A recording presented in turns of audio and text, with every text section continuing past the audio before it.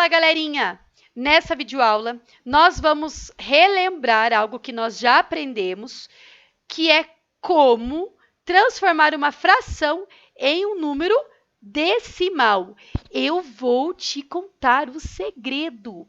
Mas antes de começarmos, nós precisamos relembrar. O que é mesmo um número decimal?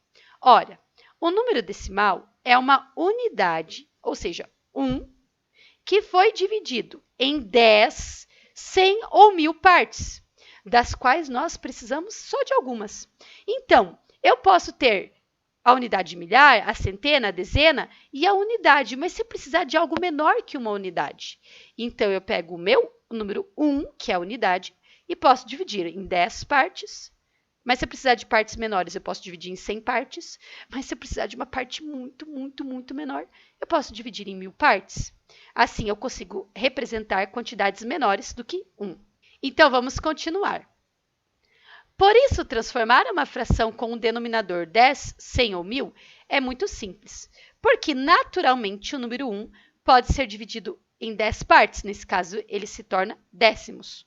Em 100 partes, e se torna centésimos, ou em 1000 partes, se torna milésimos. Vocês já aprenderam que se embaixo da fração eu tenho o número 10, quando eu quero transformar ele em um número decimal, é só eu colocar o número que já está em cima da fração, no caso aqui o 1, só que fazer ele ficar uma casinha depois da vírgula. Para isso, eu posso adicionar um zero do lado esquerdo. E se fosse dois números em cima? Aí eu não ia precisar de zero nenhum, porque eu já tenho o suficiente. Eu só coloco a vírgula de uma forma que um deles, que no caso é o 2, né, fique depois da vírgula. Se eu tivesse mais do que dois números, sem problema. Eu coloco todos eles, mas eu ponho a vírgula entre eles de uma forma que apenas um fique depois da vírgula. Por que só pode ficar um depois da vírgula? Porque a casinha dos décimos é a casinha que vem depois da vírgula. E se o número que está embaixo da fração é um 10, quer dizer que aquela fração é um décimo. Então, aquele número tem que ficar na casinha do décimo. Entendeu? Seguindo a mesma lógica, os centésimos vai ter que usar duas casinhas depois da vírgula, porque para ser um centésimo, tem que ocupar as duas casinhas depois da vírgula. Então, eu coloco o número lá, no caso aqui meu número é 1, tá vendo? E ponho os zeros do lado esquerdo, de modo a aconchegar o meu 1 do lugarzinho certo. No caso, eu botei 1 na casa do centésimo. A primeira casa é a do décimo, tá vendo aqui? Como eu não tinha o décimo, eu tinha um centésimo, eu deixei o 0 na casa do décimo e coloquei 1 na casa do centésimo, para ficar 1 centésimo, igual na fração. Mas se eu tenho já dois números, fica mais fácil. Eu preciso apenas pôr o 0 antes, tá vendo? Porque daí o meu 12, que já tem dois números aqui, já ocupou as duas casinhas depois da vírgula. E se eu tivesse 123, era mais fácil ainda. Nem precisava de 0, era só pôr a vírgula entre eles, deixando 2 depois da vírgula. A mesma coisa acontece com os milésimos. Olha só, eu tenho 3 zerinhos no 1000. Isso quer dizer que o milésimo vai ocupar 3 casinhas. Então, eu preencho com 0 as casinhas que eu não tenho e coloco o 1 de uma forma que ele fique na casinha do milésimo, que é a terceira depois da vírgula. Se eu tivesse dois números, era mais fácil. Olha só, eu ia precisar apenas colocar 2 zerinhos para preencher o que eu não tenho. Estão vendo aqui? 2 zerinhos. Por quê? Porque daí o 12 já ocupou as últimas duas casas. E se eu tivesse 3 números, era mais fácil ainda, porque eu ia precisar só de um zero. E daí já ia conseguir completar o que falta com o 123 aqui, que é meu número que está em cima. Isso vocês já aprenderam.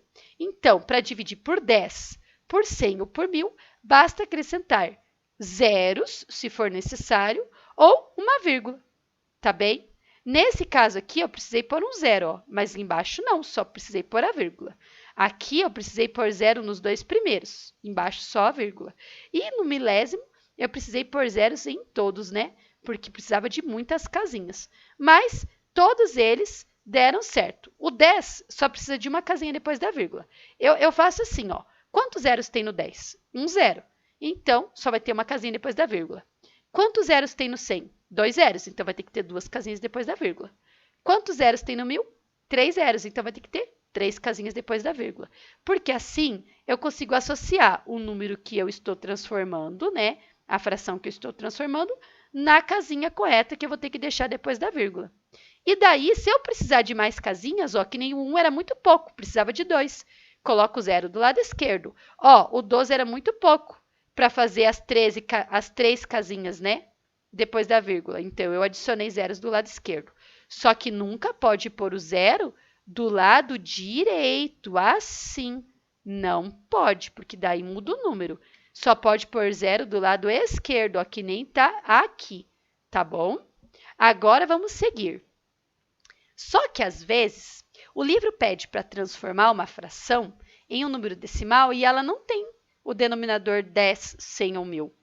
Nesse caso, nós temos que pensar no 1 como décimos, centésimos ou milésimos e calcular a fração dessa quantidade. Olha só, como que eu transformo um meio em números decimais? Eu tenho que entender que esse 1 meio significa a metade de 1, ou seja, 1 inteiro dividido por 2. Mas dividir 1 inteiro por 2 é meio difícil. Então, eu transformo esse meu 1 inteiro em 10 décimos. Aí fica fácil, porque ó, uma unidade, 1 inteiro, é igual a 10 décimos. 10 décimos dividido por 2 é igual a 5 décimos. É fácil, né? 10 dividido por 2 é 5. Então, a metade de 1 é 5 décimos. Olha só, eu vou deixar o meu lápis bem gorducho para escrever aqui. 1 meio é a mesma coisa que 5 décimos. Por quê? Porque a metade de 1 é 5 décimos. E quando eu transformo uma fração em um número decimal, eu estou querendo dizer que eu estou pegando aquela fração e vendo quanto que ela vale em relação ao 1 inteiro. Agora, ó, 1 quarto. 1 quarto significa que eu tenho que pegar 1 e dividir em 4 partes. Mas é muito difícil dividir 1 em 4 partes. Fica mais fácil se eu transformar o 1 em centésimos, porque uma unidade é igual a 100 centésimos, e 100 centésimos dá para dividir por 4. Fica 25 centésimos. E 25 centésimos, né, é 1 quarto de 1. Então, ó, 1 quarto de 1 é igual a 25 centésimos. Isso nunca vai mudar. Sempre que você precisar saber 1 quarto de 1, vai ser 25 centésimos. Ó, mas nesse caso aqui, tá vendo aqui, ó, 1 oitavo. Não dá para eu dividir 1 por 8. Mas eu sei que 1 oitavo é o 1 que foi dividido por 8, da qual, né, eu só tenho uma parte dessas 8 partes. Então, é só pegar 1 e dividir por 8. Na calculadora é super fácil, mas e se eu estiver fazendo numa prova? Eu vou ter que fazer uma conta. E eu não vou conseguir dividir 1 por 8, porque o 8 é maior, vai ficar maior enrolação aqui, né? Um monte de zero, um monte de vírgula. Então, o que eu posso fazer? Eu posso pegar o meu 1, transformar ele em milésimos, porque 1 é igual a 1000 milésimos. E daí, olha só que interessante.